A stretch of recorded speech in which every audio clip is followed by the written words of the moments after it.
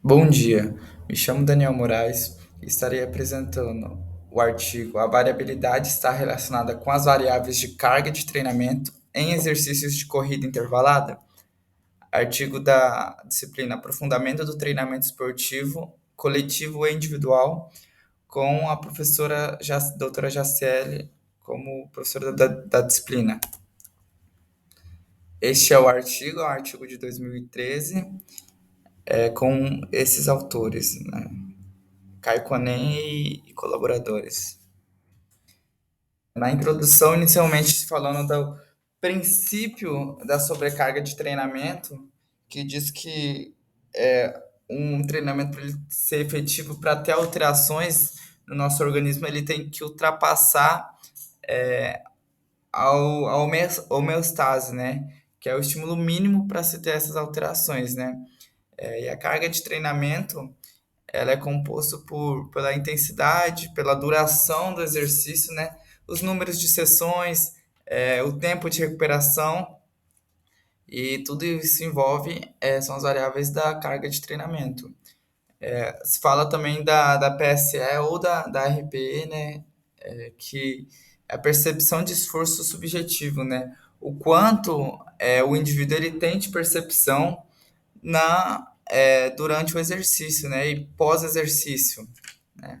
Aí temos também que o artigo citando o consumo excessivo de oxigênio pós-exercício, que está relacionado com a recuperação do indivíduo, né? Principalmente em exercícios aeróbicos, como é o caso da corrida. Também se fala do impulso de treinamento, TRIMP, né? Que é a multiplicação da frequência cardíaca com a frequência cardíaca com a intensidade, né? A frequência cardíaca com o volume, com a duração. Então, é uma forma de quantificar o treinamento através da frequência cardíaca e da duração. E o estudo da variabilidade da frequência cardíaca é citado também, né? É um dos principais focos nesse estudo. E também tem a questão da transformada de Fourier a curto prazo, né? Que está relacionado com a recuperação da frequência cardíaca, que é um pouco do que tem na introdução, né? Que existe um atraso significativo na recuperação imediata da variabilidade quando ela é pós-exercício, né? Dependendo do exercício. Quando se tem intensidade moderada a alta, se comparado com a intensidade de moderada a baixa, né? Então, quando vocês têm um esforço mais intenso, ele existe essa recuperação, esse atraso da recuperação imediata, né? Além da intensidade do exercício, sabe-se também que a duração do exercício tem uma tensão fisiológica na carga de treinamento dos exercícios. Então, a intensidade também é relevante quando se trata na carga de treinamento, na recuperação dos exercícios, né? E a relação entre variabilidade pós-exercício e carga de treinamento de um único exercício intervalado, até onde sabemos, não foi estudado, né? Existem estudos comparando a variabilidade em exercícios contínuos, né? Mas quando se trata da questão do intervalado, não se tem essa investigação ainda, o que é o objetivo, né, o início desse artigo, né, para descobrirmos se caso existe essa variabilidade pós-exercícios quando se compara diferentes intensidades em exercícios intervalados, né. E a variabilidade do pós-exercício ela tem uma forte relação negativa com os parâmetros tradicionais de carga de treinamento, de PSE, de esforço, de recuperação de esforço de oxigênio. Então, a variabilidade ela oferece informações adicionais sobre a carga de treinamento, quando se tem diferentes durações do exercício. Que o objetivo do artigo foi examinar se algum índice de variabilidade de frequência cardíaca pós-exercícios poderia ser usado para avaliar carga de treinamentos intervalados com diferentes intensidades e durações de corrida. É uma hipótese, né, que a variabilidade do pós-exercício em intervalados estaria relacionado com o EPOC, né, que é o consumo de oxigênio, e a PSE.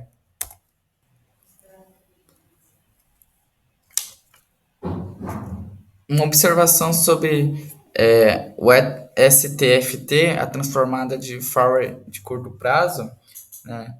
Ela permite, tem sido utilizada em alguns estudos para investigar a variabilidade da frequência cardíaca em exercícios, né?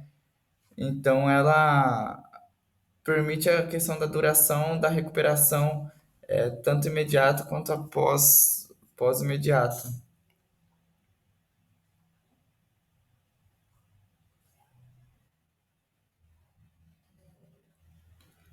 A questão da intensidade, ela já foi testada em outros estudos, né?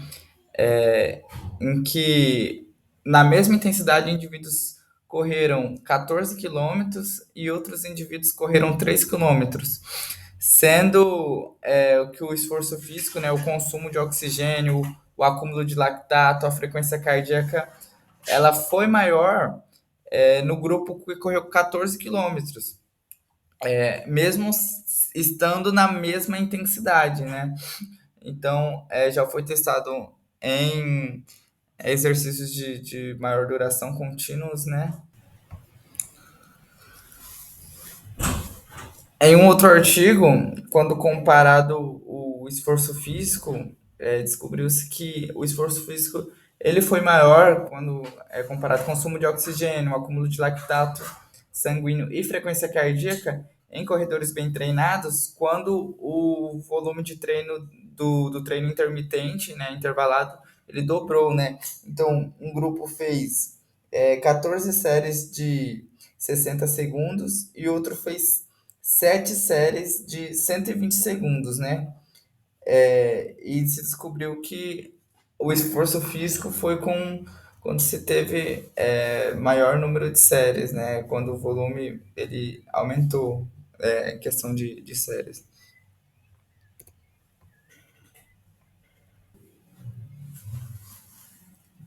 Descobriu-se também, né, que a carga de treinamento ele tem uma forte relação, né, que na verdade que a variabilidade de frequência cardíaca ela tem uma forte relação negativa com os parâmetros tradicionais da carga de treinamento, a PSE e da EPOC, né?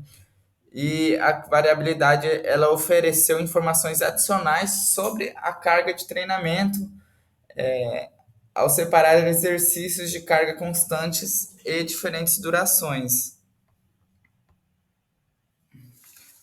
Entrando nos materiais e nos métodos, foram 13 corredores de longa distância recreativos, que no caso eles tinham o objetivo de correr uma maratona em até 6 meses.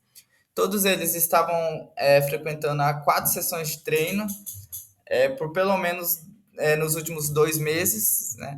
Todos eles participaram de questionários que são de baixo risco, de acordo com as diretrizes da CSM, que é o Colégio Americano de Medicina, as orientações de eventos cardiovasculares, né?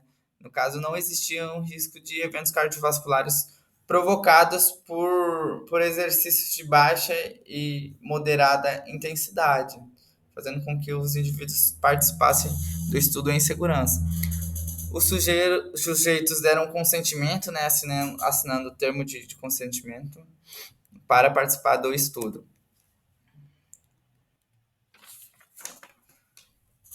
E nós aqui temos a tabela 1, que são os dados descritivos médios, né? São os resultados dos testes que foram efetuados nesses sujeitos, né? Com idade ali por volta de 35, altura 1,79, massa corporal 76, IMC 23, VO2 máximo 4,1, o VO2 máximo também é 54, com outra variável de medida, né? A carga de treinamento, na verdade, a frequência cardíaca 183, e a questão de lactato ali 11,8. O protocolo de exercícios, né? Teve três protocolos de exercícios intervalados, sendo o MO 250, que eles corriam uma intensidade de 85% da sua frequência cardíaca máxima, né? E eram duas séries de 6 repetições de 250 metros, né? Sendo a pausa entre as repetições de 30 segundos e a pausa entre as séries de 5 minutos. Já no grupo HI 250, foi com sua maior intensidade, foram 105 por cento da intensidade, sendo duas séries de 6 repetições de 250 metros. O mesmo protocolo que o anterior, mas aumentando a intensidade. E o MO 500, que utilizou 85% da intensidade da frequência cardíaca máxima, sendo duas séries de 3 repetições de 500 metros. É, Considerando a distância, foi maior a recuperação, sendo 1 minuto a recuperação entre as repetições e 5 minutos entre as séries, né? Os exercícios eles foram realizados de forma aleatória em 3 dias diferentes, né? Separado por pelo menos 2 dias. Os exercícios eles foram realizados na esteira, né? E houve uma corrida de aquecimento de 1 quilômetro na velocidade de 60% da frequência cardíaca máxima. Aqui algumas variáveis importantes, né? O VO2 máximo, consumo máximo de oxigênio, o VO2, que é dados de consumo de oxigênio, VCO2, que é a produção de dióxido de carbono, PSE, a percepção de esforço, EPOC, consumo excessivo de oxigênio, TRIMP, o impulso de treinamento, o lactato sanguíneo, a variabilidade e a frequência cardíaca, essas variáveis relacionadas à variabilidade, né?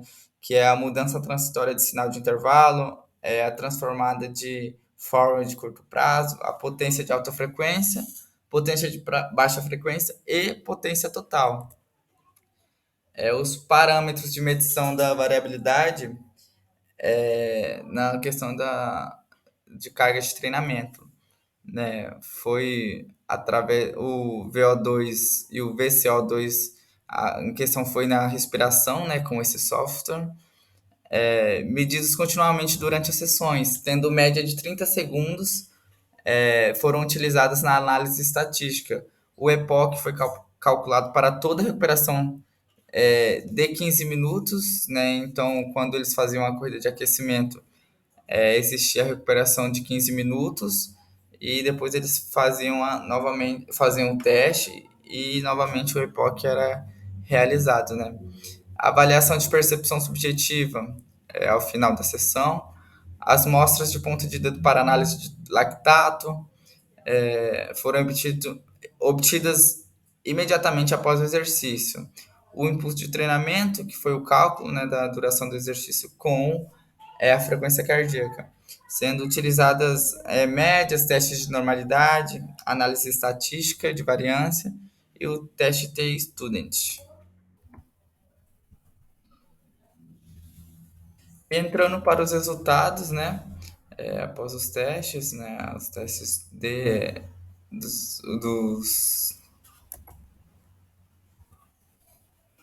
entrando nos resultados, após acontecer os testes, né, e as variáveis, se encontrou que todos os parâmetros de carga de treinamento, exceto o TWIMP, foram maior no HI 250 quando comparado com o MO 250. Então, o protocolo com maior intensidade fez com que todos os parâmetros fossem maiores quando se usou 105% do VO2 máximo, né? A frequência cardíaca, o VO2 e o lactato foram maiores em MO 500 quando comparado com o MO 250. Então, quando se utilizou a mesma intensidade, mas com um volume maior, né, com a distância maior dos tiros, né, da corrida intervalada, essas três variáveis foram maiores, né? Não houve diferença significativa no EPOC, no RPE, na TRIMP individualizada, entre MO 250 e o MO 500. E houve relações significativas entre o pós-exercícios no parâmetro de variabilidade da frequência cardíaca e carga de treinamento. Entrando aqui na tabela 2, a gente pode estar vendo essas comparações, né? Então, é, aqui a gente pode ver comparado o MO 250, o MO 500 e o HI 250. Então, aqui, inicialmente a velocidade, a duração, a distância, todos tiveram a mesma distância, mas quando se tratou de uma intensidade maior, as variáveis aqui do HI 250, praticamente todos teve diferença significativa, sendo maior que no MO 250 e no MO 500, né? No MO 500 teve aqui a variabilidade, né? Teve as variáveis tiveram diferença significativa em frequência cardíaca, VO2, lactato sanguíneo, mas quando se comparado com a intensidade do HI 250, praticamente todas as variáveis elas tiveram essa diferença. Na tabela 3, a gente tem o resultado derivando por segundos, né? 60 segundos, 120 segundos, 180 segundos, e tem a correlação dos parâmetros da carga do treinamento comparado à variabilidade. Então, e utilizando a potência, né? A TP sendo potência total e HFP sendo potência de alta frequência. Então a gente observa aqui que em todos os a frequência cardíaca em todos os momentos, né, quando se medido, teve diferença significativa. Assim também o PSE teve um valor alto, né, valor de correlação alto quando comparado. Quase todas as variáveis tiveram, né? O VO2 teve diferença aqui na potência total durante 60, nos primeiros 60 segundos, mas todo o restante das variáveis no RP, o lactato sanguíneo, o EPOC, a TRIMP individualizado, também tiveram diferenças significativas, né, na correlação. Aqui. Resultados. Então, após 15 minutos de recuperação, a maioria dos parâmetros da frequência cardíaca foram menores do que o descanso entre os exercícios, né? Então, durante o exercício, se mediu a frequência cardíaca, se mediu as variáveis, e em grande maioria elas foram menores do que quando se teve a recuperação de 15 minutos após o exercício. E na diferença entre os exercícios, a frequência cardíaca ela foi maior do que a potência total, a potência de alta intensidade e a potência de baixa intensidade. E no caso, foram mais baixos no protocolo com maior intensidade e no protocolo MO 500, quando comparado com o MO 250. Na discussão, a gente tem a frequência total, né? E a frequência cardíaca total. E aqui se observando, aqui sendo a bolinha o MO 250, o MO 500, o HI 250. Então, inicialmente eles começam alto e durante as recuperações eles diminuem, né? Mas todos diminuem de forma parecida. Isso na frequência cardíaca. Já na LFP, que é a potência de baixa frequência, se teve um aumento, tendo um aumento maior quando comparado com a MO 500 e HI 250, se comparado com a MO 250. E na potência de alta frequência, eles tiveram um aumento, sendo o maior deles na MO 250 e se comparado entre eles o menor sendo do HI 250. Aqui na potência total, quando se comparado a MO 250, ela foi maior que a MO 200, HI 250.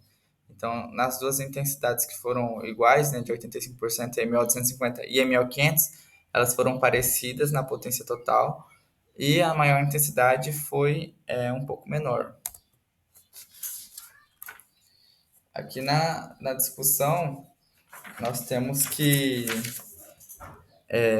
aqui esses valores, né, quantificados em gráficos, né? Então, o LPF, que é a baixa frequência, aqui sendo maior na MO 250 e menor na HI 250, assim como os dados mostrados anteriormente, né? Aqui na alta frequência, o MO 250 foi maior que o MO 500 e o HI sendo menor também, sendo menor valor, com diferença significativa. Aqui na potência total, os valores sendo maiores também, de MO 250 e MO 500, se comparado com o HI 250. A frequência cardíaca, o HI 250 tendo valores maiores que o MO 250 e o MO 500. Como conclusão, apesar da dinâmica de recuperação da variabilidade ser muito semelhante, né, durante os primeiros 5 minutos de recuperação, após cada exercício intervalado foi encontrado um nível significativamente menor de variabilidade após o exercício de alta intensidade. Além disso, a média dos valores de variabilidade durante os 5 minutos de recuperação indicou diferença na recuperação da variabilidade entre os exercícios intervalados com duração de sessão diferente, né? Os resultados sugerem que a variabilidade pós-exercício imediato pode oferecer informações subjetivas com a carga de treinamento em treinamentos e exercícios intervalados. Obrigado, essa foi a minha apresentação.